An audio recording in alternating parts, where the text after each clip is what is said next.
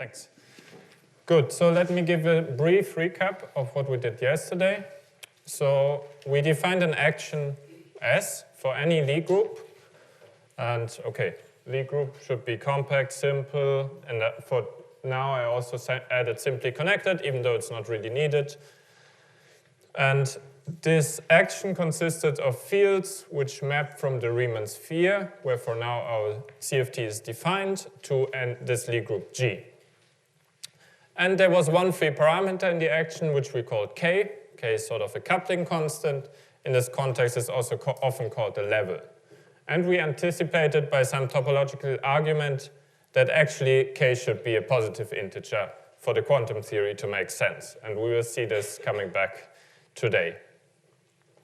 Good, then the most important feature maybe of this action was that it had a symmetry, and the currents of that symmetry turned out to be holomorphic. So we had holomorphic currents, which we called JA.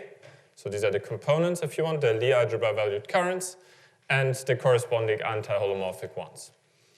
Then we made a break in our discussion and went to the quantum theory.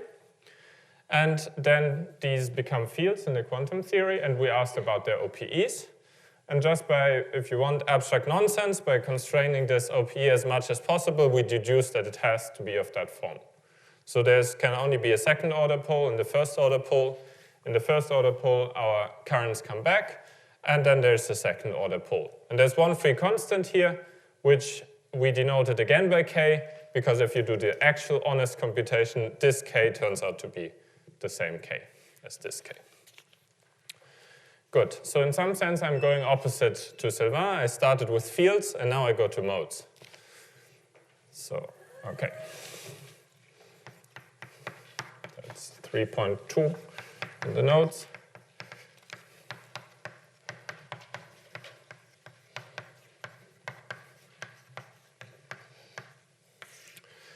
Okay, so now we have the field, and let's expand it around modes. In modes, so I expanded around 0. So you could also expand it around different points as Sylvain did, but I will just expand it around 0. So I have my modes, which I call JN, and then a Z dependence, which is Z to the minus n minus 1. If you recall, just as an analogy, which is useful to always make, the energy momentum tensor was expanded like so. So the modes were called Ln, and here we had n minus 2 in the exponent. So this 2 here is because this T actually has conformal weight 2, but the current will turn out to have conformal weight 1. That's why there's only 1 here. Good. Let me also make the remark that the J0A is special in the way that L0 was also special. So that's, I can just write as a contour integral, which a contour which encircles 0 of my current. And that is actually the conserved charge corresponding to the symmetry. Because what I do here is I integrate around a circle, which in radial quantization means an equal time surface of my current. So what I get out is my conserved charge. Good, so let's compute the commutation relations. And maybe it's a good exercise to actually do it. So you did it yesterday for the Virasoro algebra, showed how to go from the fields to the commutation relations of the modes. So I will be brief, but the general idea, so that you make this computation 1,000 times in conformal field theory. So you can write your modes, so maybe let's write it here. So the generalization of this is to do this contour integral of your field, but then you have to insert a Z to the n to pick out the correct mode in the contour. So if I just do that, I will, okay, let's just write down like this. We discuss the contours in a second.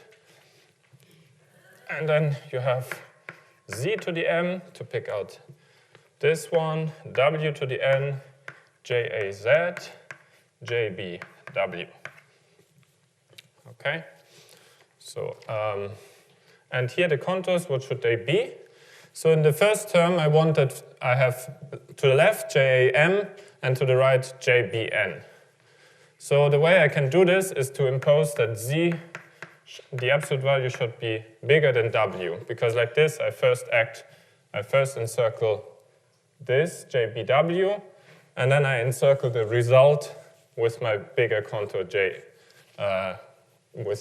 around this JAZ. And here it should just be the other way around. Okay, so this is not special to Affine Kac-Moody, to this affine setting, to these Wess-Zumino-Witten models.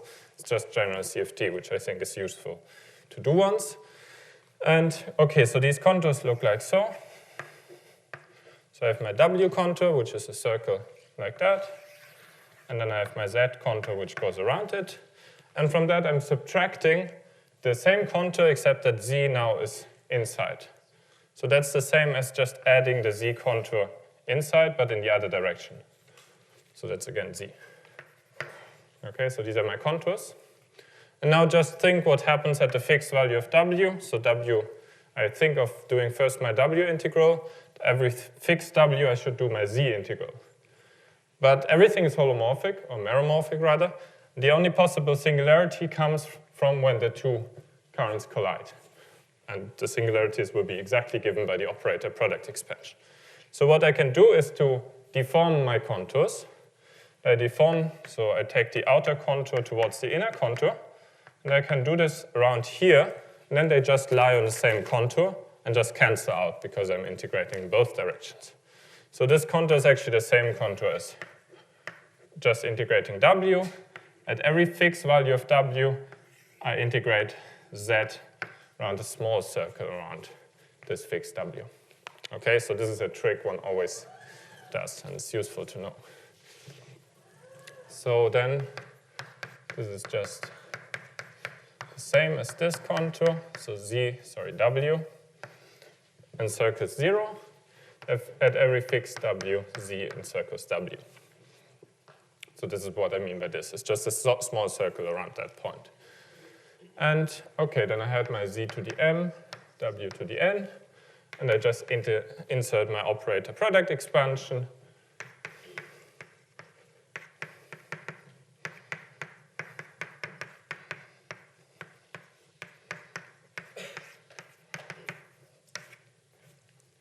Good.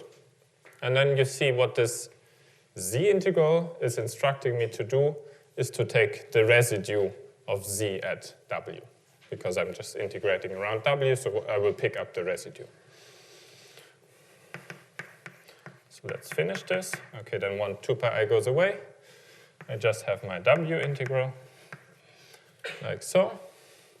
Okay, here I have a second order pole, so to compute the residue, I have to take one derivative of the thing here.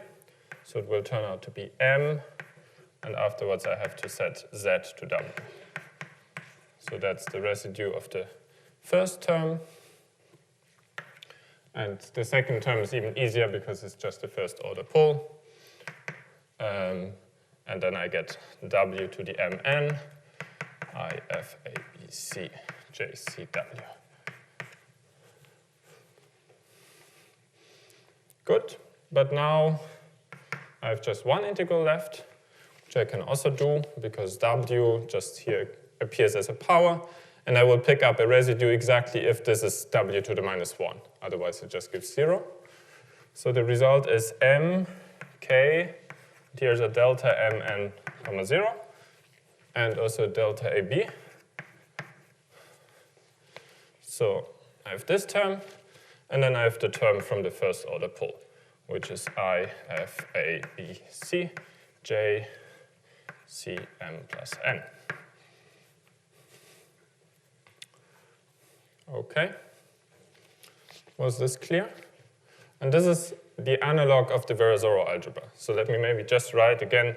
This was the commutator of JAM, JBN is equal to this. And that, okay, maybe I put in red or something. So maybe it's very important. So it's just an alternative formulation of the OPE, and it's the analog of the Virasoro algebra, but in this Wess-Zumino-Witten setting. Good. Yes, they're completely equivalent. Like in the Virasoro case, you can always work with the modes or the fields, whatever you like best. So when you write the operator product, JZ, JDW, you implicitly always assume that you have radially ordered. Yeah, that's one way of seeing it. Or you can just say, okay, this one, if it acts on some state, should first encircle this one, and then I should encircle the resulting thing.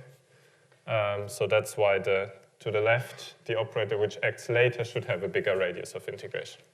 Or you can say with radially ordered, yeah, both work.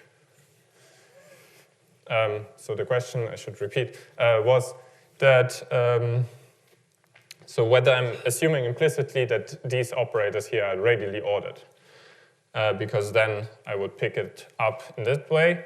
But actually it doesn't matter because I can also just swap them around because of Sylvain's axiom that fields commute at separated points. And yeah, but that's one way of seeing it, that I should have this Z contour bigger than the W contour.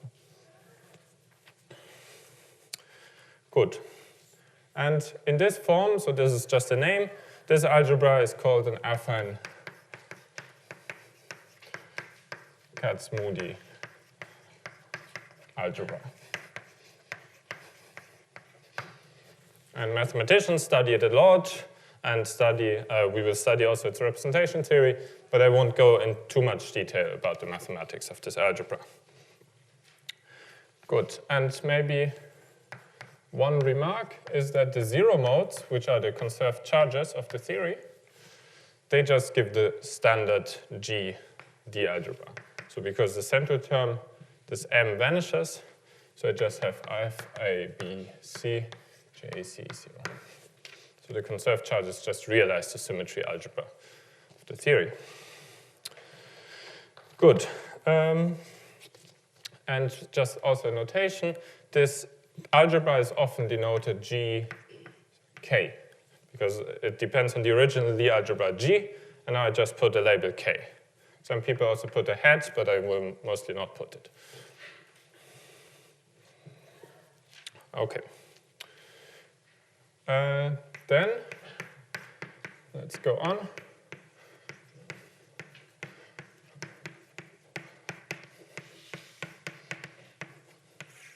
So till now, I've constructed these currents, and everything was nice and holomorphic, but actually it's not clear whether this has anything to do with CFT till now, because I have not shown that there's any Virasoro algebra anywhere in this model.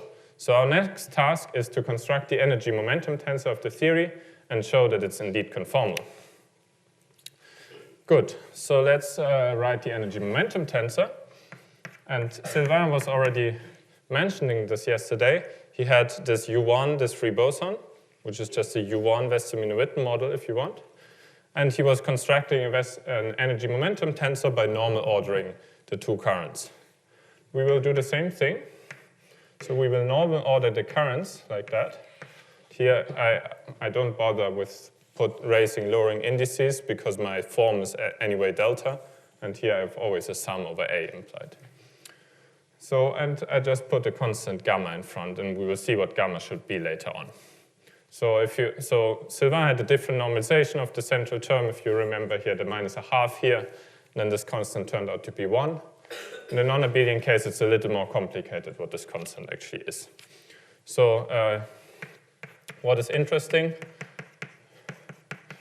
is that you can compute what this constant is. Classically, is 1/2k. You just take the action, couple it to a metric, compute what is the energy momentum tensor, find what is gamma, and you will find 1/2k. And that's actually not what you will find in the quantum theory. In the quantum theory, there's a renormalization of this constant. So that's why I'm keeping it open for now.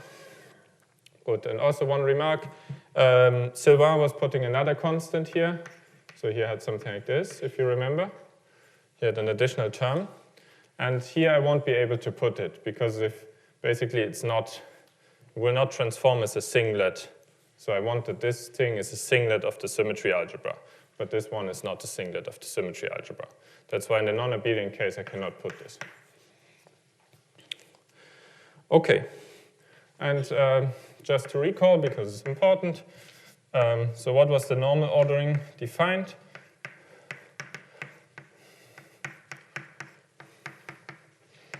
So that was the regular part of the OPE. And the regular part I can extract like so. So this contour integral simply picks up the regular part and the contour in circus W.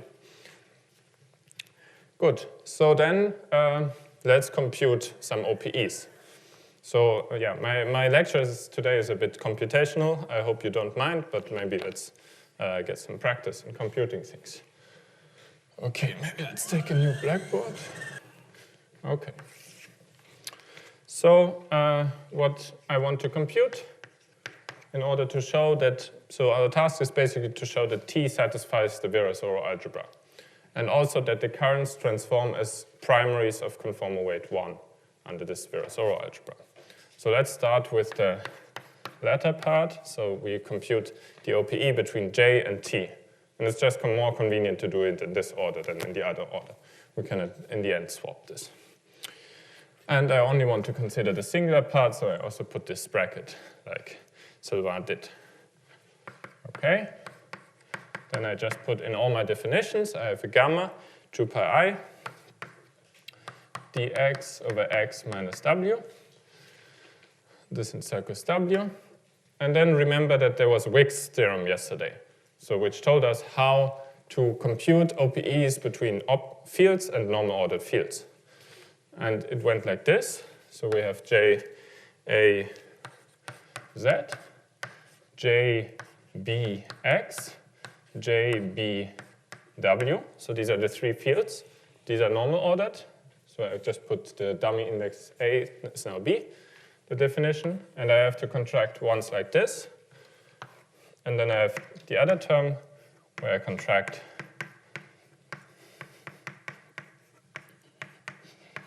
this with this. Okay, I put the bracket above, so I put below, but it doesn't matter. Good, so this is what we should compute. So let's do it. So at least one computation we did. Don't interrupt me if I'm too fast. So here I have to put the OPE between those two. And that's just delta AB over z minus x squared IFABC JC at x over z minus x, and the whole thing times g JBW. Okay, that is one term. And then we have the other term. I can put JBX first. And I will have delta AB over z minus w squared plus IFABC JCW over z minus w. Okay, so both terms are integrated. Put another bracket. Good. So we have those. And okay, two terms are simple here, the ones with the delta, because I have just one current left. So I can just compute the residue and get something out of it. So let's compute the residue we have for those first two terms. Okay, for the residue, the 2 pi I goes away. Here, okay, this is only first order pole if x approaches w. So all I have to do is to replace here x by w. And I sum over the b, so the delta goes away, and I just get JA at w, z minus w squared. And here is similar. I just have a first order pole as x approaches w. And here again, I sum over b. So this b here will be replaced with a. And I just get twice the same term. You might be missing some kappa. I'm missing a k. That's absolutely right. Thank you very much. 2k.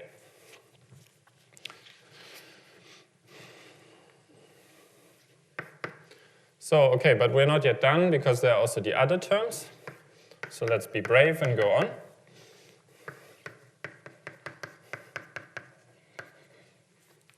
And here what we should put is now not only the singular part of the OPE, but the full OPE, because there's no contraction of the two things. So in principle, I have to put infinitely many terms.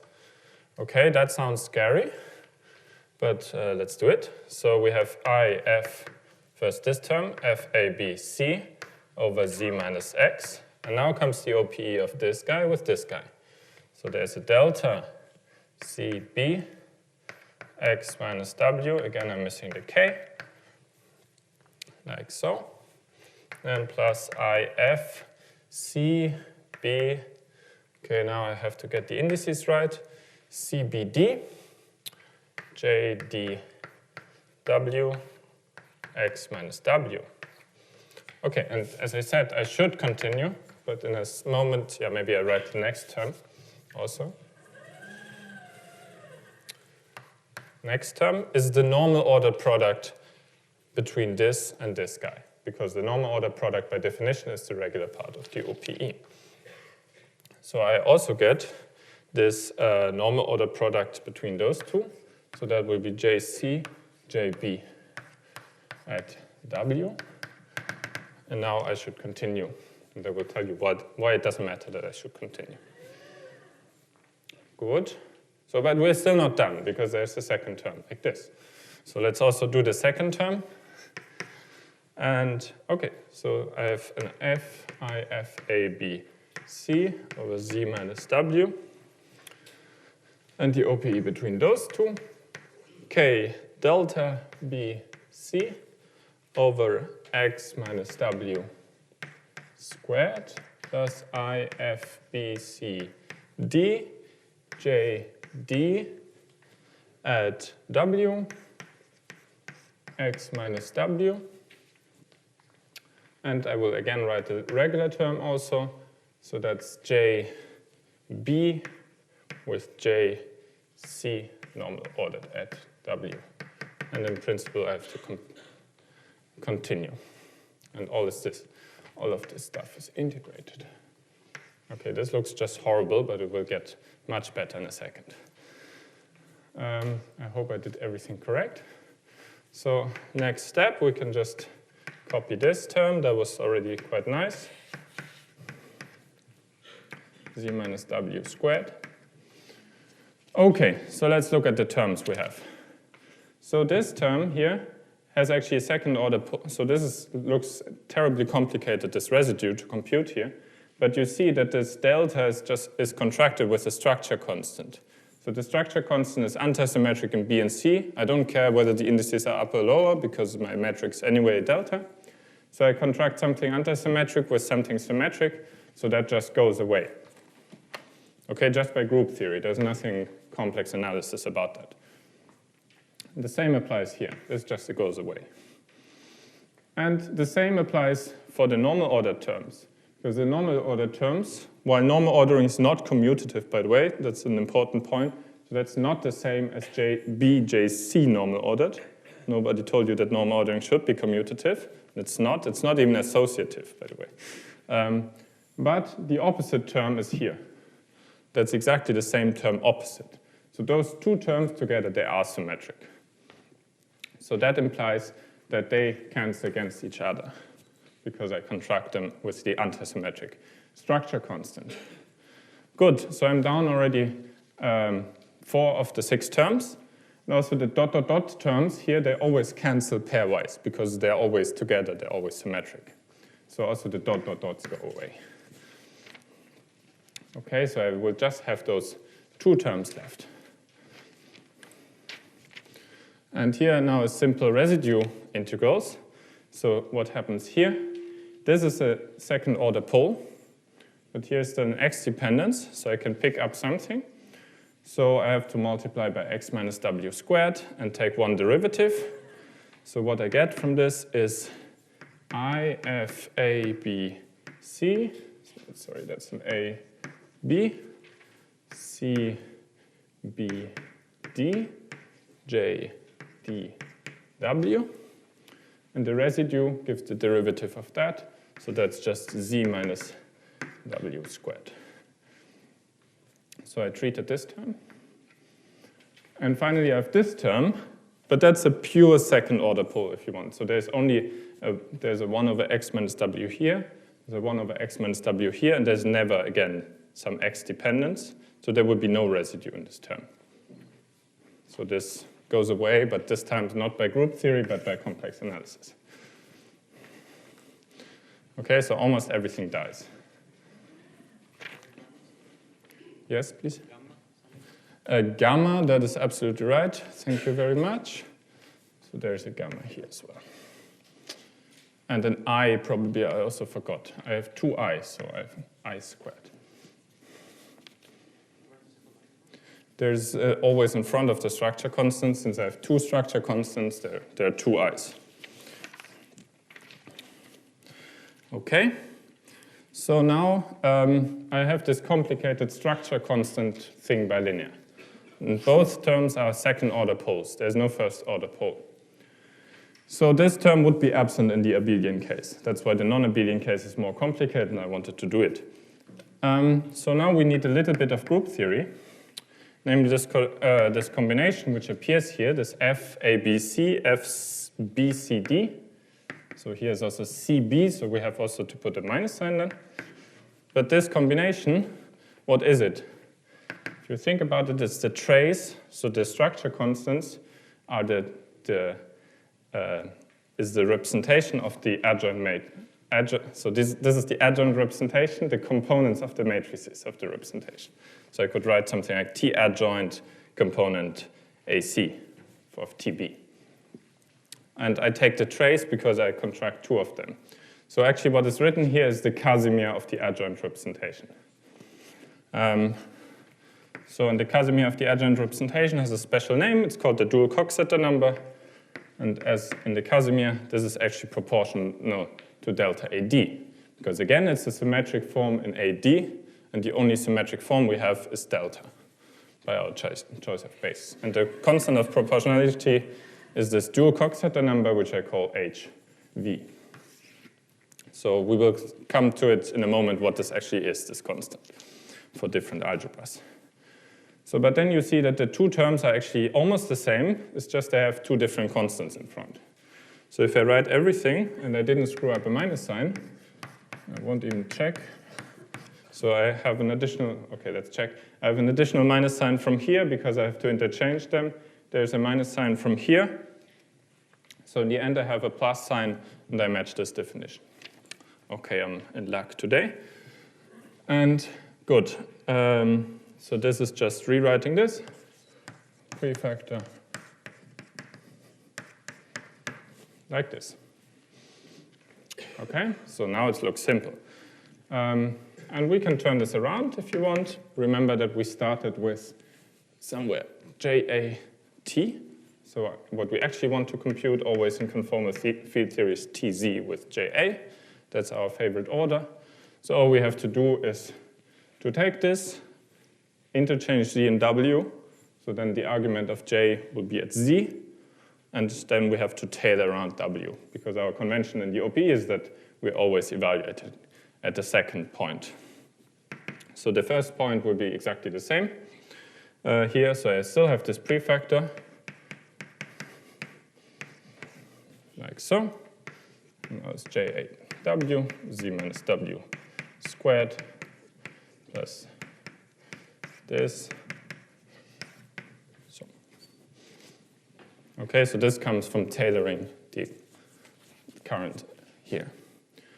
Okay, so this may look familiar because this is the OPE of T with a current of a primary field, and it has weight 1 because here you can read off the weight, which is 1 in this case. Except that there's a weird prefactor. But on the other hand, we also have not fixed gamma yet. So let's just choose gamma as we like and postulate that it's of this form. So that's our gamma. And in the classical case, I said, okay, it's just 1 over 2k. And now you see that there's an extra correction to this, which is this given by this dual Coxeter number. Can you explain again why you're instead of expanding J, which is already done? Right, because what I do here is to turn this around. So I have JAZ, TW. So if I put this before doing this, that would be just by turning here, interchanging the arguments. This is the same as, okay, this prefactor. And now JA is evaluated at Z, because I interchange the arguments, and then I have W minus Z squared. So the question was, how to go from there to there, from one OPE to the other. So here I don't care that W and Z are interchanged, but here I want this to be evaluated at W, so we'll also have the first term in the Taylor expansion. And again, okay, maybe I should be more precise. I mean this up to order 1s. Again, this is only the singular terms. Good. So, yes? The dot dot dots, yeah, it's not very straightforward to see, but essentially if you combine them, you will get the derivative, you will get derivatives of always this thing, so the next term in an OPE, I didn't write because it is of this form. They have poles because they're still coming with the x minus w. They come from expansion in x minus w, right? Yeah, in the first one, yes. That's right, but in here it's not obvious. In the second one, they this is an expansion, also an x minus w, that's right, thank you, yes. Yeah, that's the easier reason, that here they also come with x minus w, because both of the OPEs are in x minus w, so also they don't have poles to start with, so they vanish by complex analysis this time. Okay, thank you. So I want to set this constant to this. And yeah, so this really is a quantum effect. So nobody of us ever puts an h bar, but if I would put an h bar for a change, here would be an h bar. So this is really a quantum correction if you want. Yes? So if it's a quantum effect, can I understand it if I started from the Lagrange and computed this energy tensor and so on? Would it be some sort of one-loop diagram? Yeah, I think so, that it should be one-loop correction. Yeah, I never checked, but that's what I expect. Yeah. Good. So this was assuming that T, so we still don't know whether T satisfies itself the Virasoro algebra. Assuming that T will satisfy the Virasoro algebra, that already looks good. So now we would need to check the OP of T with TW, TZ with TW. Okay, so this is a similar calculation. I won't do it again, but I will give you the result. And indeed, it turns out that this satisfies the Virasoro algebra. So let's just write it again. Can't write it often enough. And of course, the interesting question is, what is C? So C should be something expressible in terms of the quantities we had so far. And it turns out that C is K times the dimension of the Lie algebra, or the Lie group, over K plus this dual Coxeter number. Okay, so this is a very important formula. We will use it 1,000 times. That's the central charge of a Wess-Zumino-Witten model.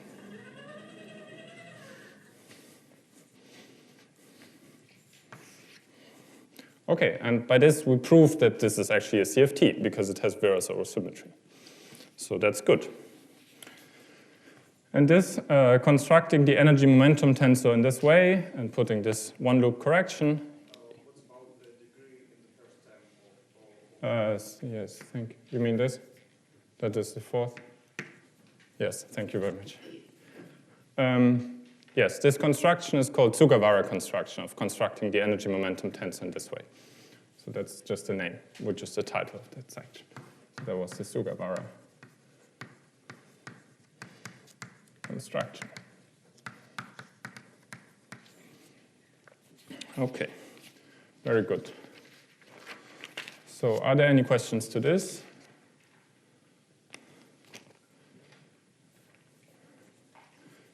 If not, let's discuss in some more detail the central charge.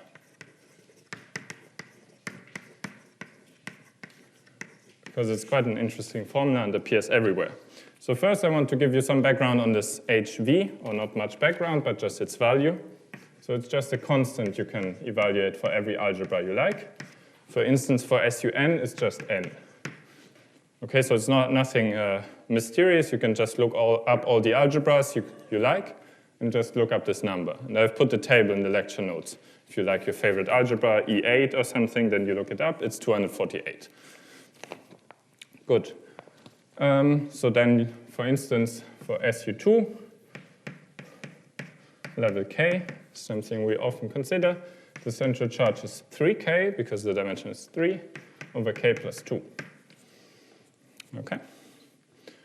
So it's not an integer. Usually if you would do this for free bosons or something, there's never an HV because all structure constants vanish. So for free theories, you would always get an integer central charge if you just take free boson. So the fact that you don't get this integer central charge is a sign that the theory is not free. So it's an interesting theory. But we could look, in some cases, there's some accidents that this is actually an integer. And you could suspect that something funny is going on. So let me first mention that I can bound this central charge.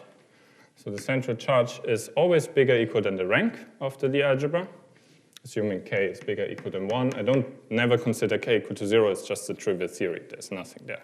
The action is just 0, plain 0. And it's bounded from above by the dimension, so that's easy. If I take k to infinity, I approach the dimension, and I don't see this quantum correction anymore. Good. So that bound always holds. And it's quite interesting when the lower bound is saturated.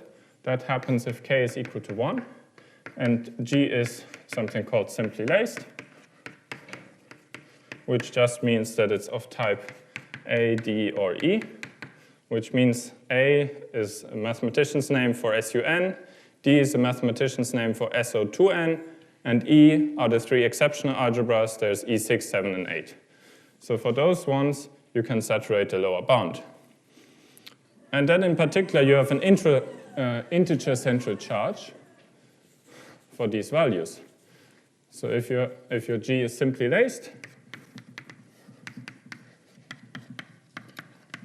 then the G level 1 theory has integer central charge, which is equal to the rank of the theory. Good, so you might suspect that this is actually a free field, a free theory in disguise. And that's true, so that's the some construction I don't have time to discuss. It goes under different names. So that's the Frankel-Katz-Siegel construction that you can actually represent the same algebra just by using rank G free bosons. So these are sort of the Cartan generators, and the roots you could put in by taking non-trivial representations of that free bosons. Okay, so instead, because that's quite complicated, I will discuss something simpler.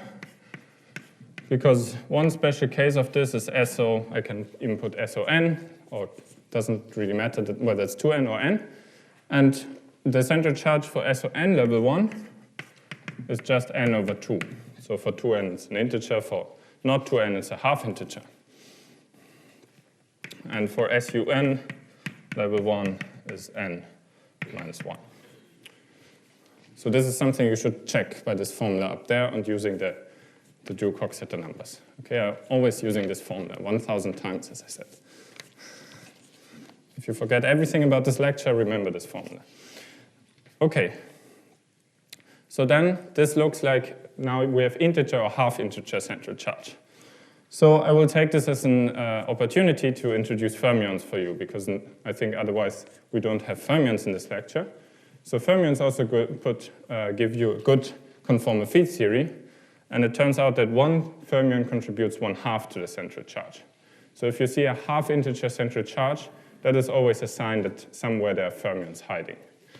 So this is the central charge of n free fermions.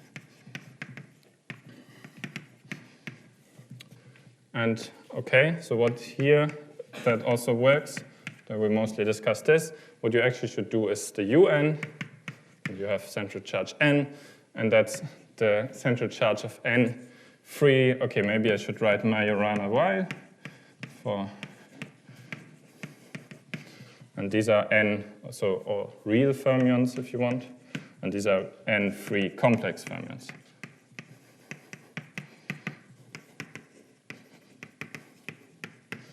So, okay, now I made a quite bold claim. I said, okay, I just looked at the central charge of two different theories and said they're equal. Well, maybe the theories are equal. So, okay, so let's see that the theories are actually the same. So the theory of n free fermions is nothing else than SON level 1. And many CFT people are lazy, and if they write fermions, you will see an SON level 1 sometimes popping up. So they're just the same theory. Good. Yeah, I think I have 5 more minutes. So let's do this.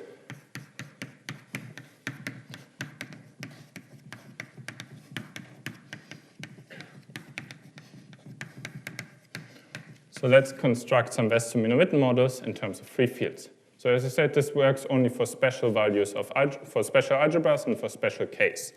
And the most important ones are the K equal to 1 cases. Good, so I can write down the action of n free fermions. So let's do it. I have psi's, psi bars, mu d mu psi I, and I runs from 1 to n. Okay, just free massless fermions. I cannot put a mass, otherwise I would destroy conformal invariants. So everything for me is always massless, if you want. Good. So this theory has an SON symmetry.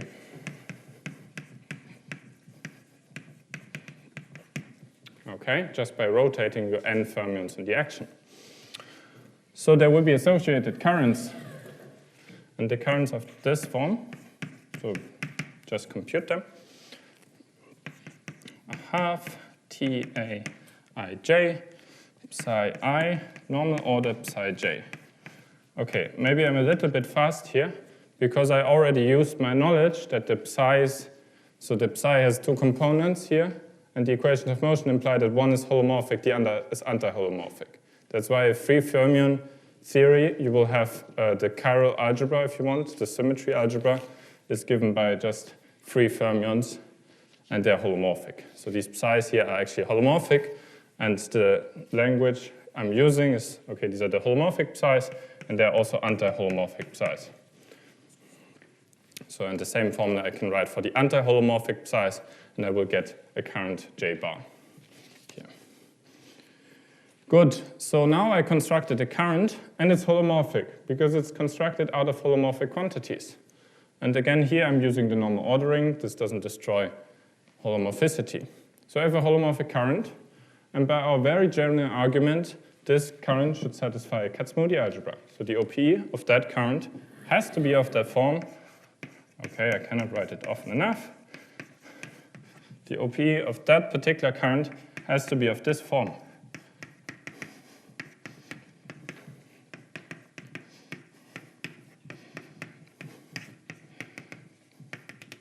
In regular terms. The only question is, now you have a specific K, because you started out with some specific theory. You constructed your currents in that way. So your K, which a priori was free, is not free in this case. It's some fixed value, and it turns out to be 1 indeed. So this satisfies, if you compute the OP of that with itself, you do a similar game as we did with the Wick theorem. You have normal ordered things, so you have to contract things, and you see that this satisfies the algebra. That's actually one of the exercises which you should do.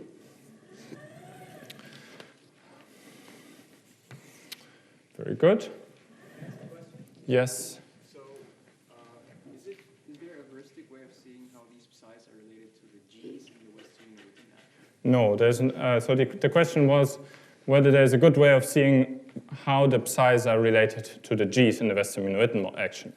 And I think the answer is just no. There's no good way of seeing that. So maybe I say one general thing. So if K is small, like 1 or 2 or something, then quantum effects are very strong, because this correction to the central charge is very strong. So if you're sitting at K equal to 1, you're at the sort of most quantum point, where relating actions like naively doesn't make much sense. You really have to go to quantum theory immediately. So yeah, this tells you that, okay, that both theories come from an action, but this K is really, yeah, this is really due to quantum effects, if you want. Okay, I'm almost done. So now you have, in principle, 2 energy momentum tensors in the theory. You have the energy momentum tensor of the original fermion theory. You can compute it of that form. C d psi d psi, and there's some constant I don't remember, something like 1/2. So So that's the original energy momentum tensor of the theory. It's holomorphic. It satisfies the Virasoro algebra with the center charge equal to n½. So I sum also over the different copies. And I have also another energy momentum tensor, which is the Sugawara energy momentum tensor of the currents. Now, a priori, you might say, okay, these should be different, because this one is bilinear already in the fermions. So the Sugawara energy momentum tensor would be quadrilinear in the fermions, whereas this one is bilinear.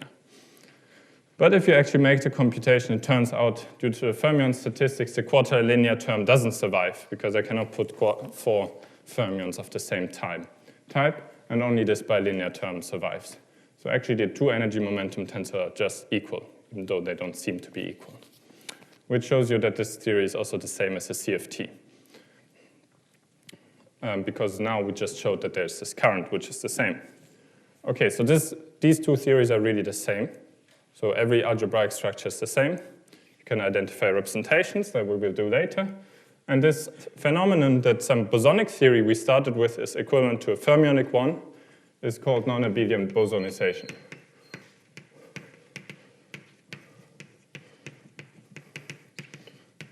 So yeah, in CFT something funny happens. You start with a bosonic theory, turns out it's the same as a fermionic theory. Or you can do also vice versa. Yes.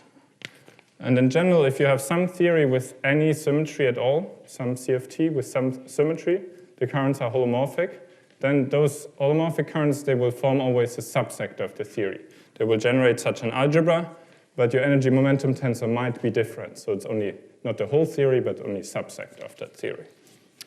Okay, I think that's it for today. Are there any questions?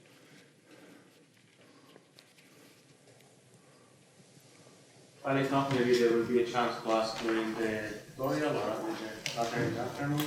So let's thank you for